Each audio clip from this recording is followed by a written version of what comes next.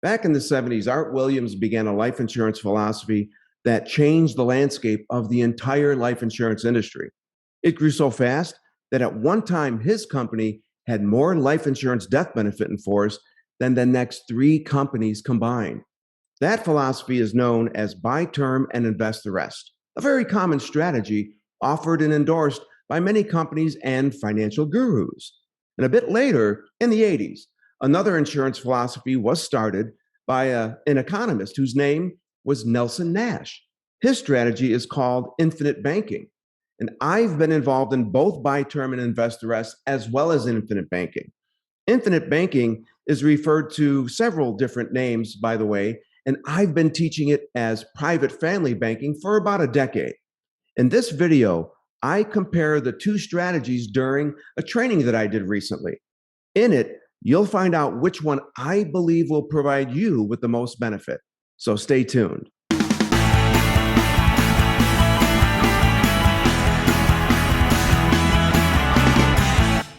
Okay, so what we're going to talk about is something that has come up a few times, and people often ask about how private family banking compares to buy term and invest the rest.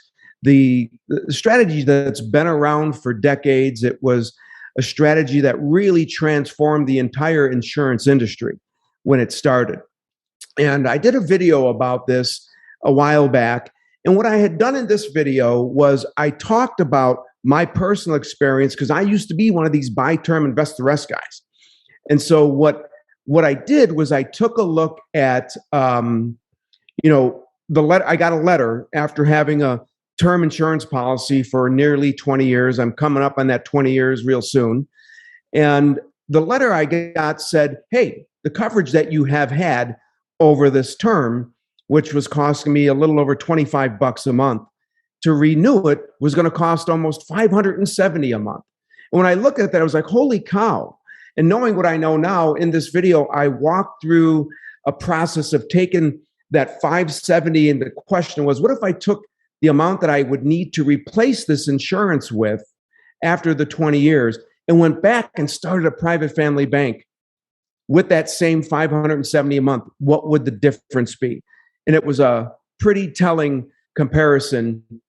And if you haven't seen it, you can watch it. It's on the YouTube channel.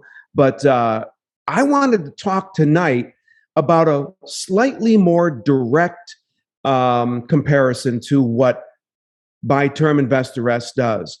Because basically, buy term and invest the rest, as I mentioned before, it was created by Art Williams. His father passed away I believe it was in the 70s. And what had happened was when his father passed away, I think the life insurance policy that they had at the time was a whole life policy. And I think there was like $15,000 in coverage. Well, back in the 70s, we're talking 50 years ago, that wasn't really chump change. It would be barely enough to put somebody in the ground today. But what he realized was, he's like, man, my father was worth so much more. And he had a cousin that offered or was familiar with term insurance. And he did the math.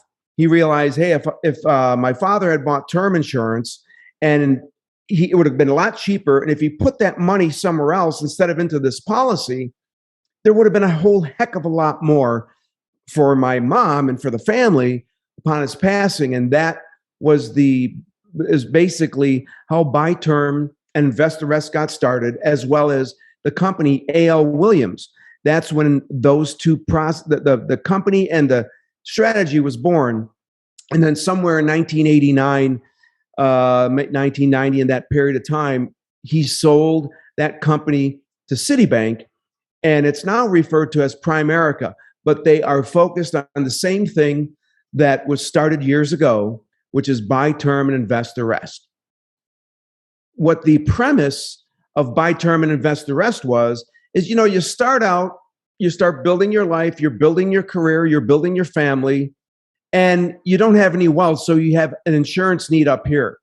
And so the idea is buy term, it's cheaper, and take the rest and invest it in building wealth. And by the end of the 20 years, which, we're talking about a 20-year term policy, which is generally what the product which is offered. In that end of the 20 years, you've got enough wealth that you don't need insurance. Okay. That's the premise. And so let's take a look at what we used to do back. This is in my day when I was doing this.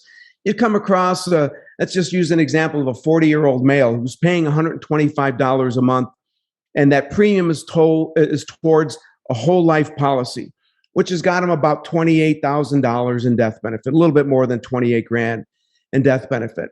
Well, that same 40-year-old male could get a 20-year term policy for $100,000 and only cost $21.59 a month. So the 125 minus the term leaves you the rest to invest, or $103.41. So the question then becomes, okay, well, what does that $103.41 look like every month being invested 20 years later? Well, let's take a peek. All right, we got the $21.59 going towards that $100,000 death benefit on a term policy for 20 years. And then we invest the rest, or $103.41 a month, into something like an IRA or a Roth IRA. So Roth IRAs are better because they're better tax advantages when you're going to use them. And then when projecting that $103.41 a month, future results are usually projected at 12% as an average annual rate of return. And so when you think about that, what does that look like? Wow, 12% over 20 years. When you're putting $103 and change away, you got nearly $103,000. Well, let's look at the premise. We're talking about starting out with $100,000 in insurance, because that's what you need. You've got zero wealth. Well, 20 years later, you got almost 103 grand in your IRA or Roth IRA or something like that. And there, you don't need to have insurance because you've replaced it with money. Mission accomplished. Okay, let's take a look at what that whole life policy would have looked like. And 20 years later, when the 40-year-old guy is 60, he's got $33,346 in cash value. Well, $125 a month for 20 years, if you get 33 grand in change in cash value, that's a pitiful 1.04% rate of return. Won't even keep up with inflation. And this is where the buy term invest the rest crowd focuses on. And the argument's pretty stinking, valid and relevant. I mean, it makes sense. I mean, when you think about the comparison and comparing the two and the projections based on what we just covered, it's a no-brainer. I mean, you've got the choice between having 103 grand or 33 grand. I mean, who's not going to want nearly an extra $70,000 when they're done with the plan? The most important question is that 12% rate of return realistic? Because remember, what buy term invest the rest is based on is lowering the cost of insurance so that you can free up some of those premium dollars to put towards, in most cases, a mutual fund, typically an equity-based mutual fund. And I'm not going to get into all the details with that, but it's basically a mutual fund made up of equities or stocks. And that's where they project 12% rate of return. Is it realistic? Well, not according to Dalbar Inc. Well, who's Dalbar Inc.? Well, their website says that Dalbar Inc. is the financial community's leading independent expert for evaluating, auditing, and rating business practices, customer performance, product quality, and service. They were launched in 1976, and Dalbar has earned the recognition for consistent and unbiased evaluations of investment companies, registered investment advisors, insurance companies, dealers, retirement, the whole schmutz, okay? Well, Dalbar did a study a few years back, and what they did was they said, okay, we know that a lot of companies, when they are projecting rates of return based on certain type of equity products, like mutual funds, they're using 12%. And so the question became, what did the average investor actually earn over a 20-year period of time? And the results from that study are pretty telling. It wasn't 12%, it was 5.19% rate of return.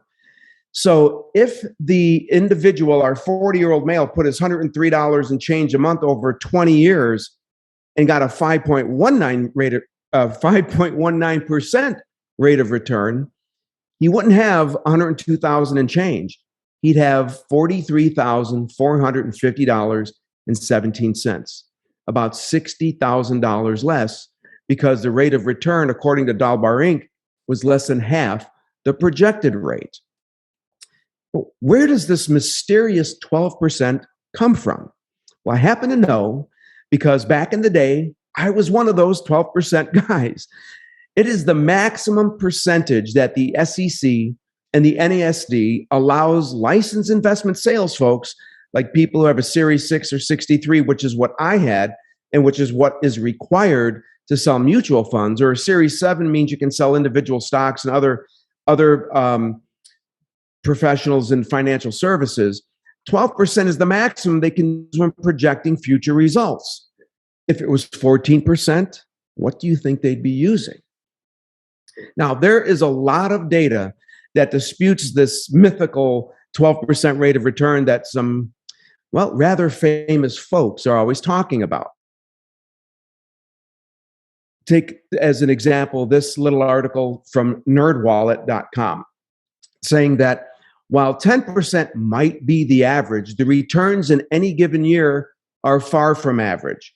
In fact, between 1926 and 2022, returns were in the average band of 8 to 12% only 7 times. The rest of the time were much higher, much lower. Basically, it was going all over the board. But here, this last sentence where it says volatility is a state of play in the stock market, if you're projecting at 12%, you're projecting in some stock market-based environment. Okay, so let's take a look at recent history. Many of us remember what happened in 2008. On November 1st, 2007, the S&P 500 was at over 1,400. A year later, it was down to 883. That's a 40% drop. And it didn't reach back into that 1,400 range until January 1st, 2013, when it hit 1,480. This is a little bit of a chart here that shows back in November when it was high, and then, it went down, came up, went down. Oh, look at this crash. Just when everybody was freaking out. We thought it was stopping. Oh, it's gone down again. People are freaking out. Oh, wow, look at this huge gain. Wow, 4 years plus later, you're breaking even. That doesn't look to me like a 12% average annual rate of return. It looks to me like what NerdWallet was talking about, ups and downs, sideways, all kinds of different rates of return. Now, let's take a little lesson in recovery math. Let's say you had, in November of 2007, $100,000, and you lost 40%. That brings you down to $60,000. Well, what rate of return do you need to achieve to just break even and get back up to the $100,000 you had back in November 2007? You'd need a 67% rate of return just to break even, because you need to take 60 grand and turn it into 100,000, which means you got to have a gain of 40,000 of the 60. That's 67% gain. So, wow, a 40% drop and a 67% gain means you break even. Let's take a little look at other examples here when it comes to recovery math. 10% loss, we expect that. To recuperate from that, you get 11%. Well, that's nearly the 12% that everybody's talking about from year to year. Well, what happens if you lose 20%? You have a 20% loss in your portfolio. You got to have a 25% gain just to recover from that. The 30% loss will require 43% gain to recover. We just talked about a 40% loss and how it requires 67% to recover from that. And if you have a 50% loss, you have to have 100% gain. These big returns that follow moderate losses to big losses, you have to have huge returns just to break even. This is the environment when they buy term and invest the rest. This is where the rest is going. And they're saying this 12% is what you can expect. And the reality is it's probably not going to be that much. Now let's take a look at that traditional whole life policy that we looked at before. The guy the 40-year-old, if he had just kept his whole life policy, 20 years later, he has the $33,000 in change in his cash value. But what gets overlooked almost every time, if not every time, is this: the death benefit. He has $62,000 in change in death benefit. And you cannot ignore the death benefit because it has to be part of the equation, because that makes up part of his estate. Well, $125 a month for 20 years to get the $62,433 in total benefit, that's a 6.65% rate of return. And that is an after-tax rate of return, which is a completely different story. And don't forget about the bank and private family banking. Now, this is a traditional off-the-shelf whole life policy that the 40-year-old was paying $125 a month for. Even with that off-the-shelf type of contract, which we don't do, we tweak the numbers. We'll talk about that in a minute. What you're seeing is these numbers, this is still available for banking, because the type of contract, even without the tweaks that we make to the numbers, this cash value is still available for use. And this money is able to be used for vacations, for paying off debt, what have you. And we're going to talk about that in a couple moments. But the bottom line really, though, is that the buy term and invest the rest strategy, it misses the point, because it's focused on just taking a few bucks being paid towards premiums and risking it in an environment that provides absolutely no guarantees. On the surface, as we looked at before, projecting at 12%, it looks very appealing. But what it should be about is breaking into the 8%. Now, what the heck do I mean when I say breaking into the 8%? Well, this is a study done by the National Institute on Retirement Security. This is a report that they released. And in the report, it says, findings confirm that the American dream of retiring comfortably after a lifetime of work will be impossible for many. And they went and they said, based on 401k type accounts and IRA balances alone, some 92% of working households do not meet conservative retirement savings targets for their age and income. 92% of the people that are going to work every day, week, and year for decades, working their entire life, most of their life, will not be able to quit working. And then this last sentence where it says, even when counting their net worth, 65% fall short. And that to me is irrelevant, because it doesn't mean that 35% are making it, because the net worth most of the time is that they've paid off their house and they've got a home with equity. Well, last time I tried paying bills with equity from a property without having to take out a loan and all that stuff, it's kind of apples and oranges. What it's really about is what's at stake is the hundreds of thousands of dollars in bring home pay that you will generate throughout your working lifetime. Just think about how much money your household brings home every month, year, decade, the last decade. We're talking hundreds of thousands of dollars. And it's not about what's being spent on life insurance. It's about the thousands being spent every month that you will never get back once you've spent it. What happens with buy term and invest the rest, if you invest the rest, you'll most likely continue living in debt. You're thinking, hey, I've got this $100,000 waiting for me. And so I'm just going to continue to pay my bills. Maybe I'll put a little bit of money into my 401k and I'll be able to accumulate a small portion of the wealth I'm generating. But what they're going to continue doing is they're going to continue paying on a mortgage, maybe refinancing to save a few bucks. And all of the things most people do, the 92% do, they will continue to do that. And when you consider many people spend the rest, that is shocking and frightening. What happens if you spend the rest is that you will virtually be guaranteed to wind up in the 92% of the people who will never be able to quit working. You'll most likely outlive your term, and that means you'll likely die without life insurance and have nothing to leave for your loved ones. That doesn't seem like a very good plan. Now, remember that whole life policy? If our 40-year-old stopped paying premiums at age 60, 20 years later, so he paid $125 a month and stopped at age 60 and just decided, hey, I'm just going to let this thing sit.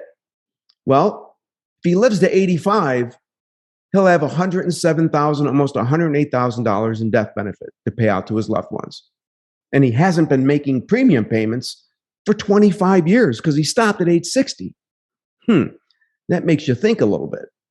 Now, private family banking, though, it is not about life insurance. It's about looking forward at the hundreds of thousands of dollars in wealth you'll generate and focuses on helping you keep as much of that small fortune as possible. It's about helping you break into the 8% where you could quit working and do it comfortably. Okay, so I tell people private family banking helps you recycle cash so you can take care of today's needs while you're working to address tomorrow's reality. Too many people are using tomorrow's money today because if you got a mortgage, 30 years of tomorrow's money is going towards that house you bought today. Car payments, 5, 6, 7 years of future money is going towards the car you bought today. Credit card payments, who knows how much of your future money is going towards what you bought today. Too many people are doing that. And the private family banking will teach you how to use today's money for tomorrow. Because when you're using tomorrow's money for today, when tomorrow comes, you're most likely going to be broke. Traditional common strategies, they're based on using money for today or tomorrow. You'll look at every dollar that you have. And when you're in the buy term and invest the rest strategy, you're just saying, okay, now I've got that $103 a month going towards my IRA. Now I've got dollars I can spend today or tomorrow. Well, today usually takes on more meaning for most people, and they spend it today. And tomorrow, the money for tomorrow is decreased in potential dramatically. Private family banking allows you to use money for today and tomorrow. Because you can use the money in the private family bank for today and tomorrow at the same time, you're able to save more than just $103 a month or $125 a month.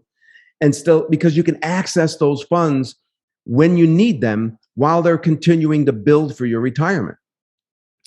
Now, buy term invest the rest is about redirecting $125 a month and leaves the thousands of months to be lost forever, because when you pay your mortgage payment, you pay your car payments, all that money, whenever that money has been spent, it's gone forever.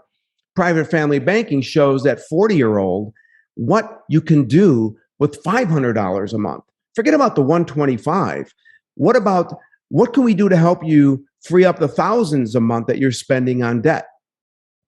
The private family bank is a savings plan that will show you how to pay off all your debt and build tax-free generational wealth with the same dollars at the same time. And this is what we call transforming payments into prosperity. Here's our 40-year-old. Private family banking will help him get his debts paid off in about 10 years. And this frees up over $3,000 a month, because we're talking mortgage payments, car payments, credit card, everything he's got that he's spending. Think about what you spend on your mortgage, your car payments, and your credit card payments, or whatever else you're making payments on that is, has a balance. Whatever other debt you have, it's probably more than $3,000 a month. But here we're just getting started. Get the debt paid off in 10 years. What do you do then? Now, we're not just talking about transforming current payments into prosperity. We're talking about helping you build a personal banking system that allows you to become the bank for the future payments as well. It's not just about past payments, it's about all payments, past, present, and future, transforming those into prosperity. What does that look like? Well, here is the plan for our 40-year-old. He starts putting $500 away every month, and this is how much his cash value is growing every year. And he's using this money to pay off his debt at the same time. And when he's debt free in 10 years, he's got over 62 grand inside his cash value. Oh, and he's built up over $200,000 in death benefit while he was doing it.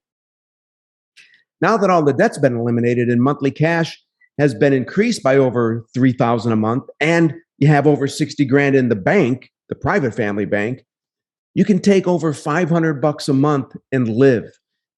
Go out to dinner, go on vacations, enjoy life, because you know what? You deserve it.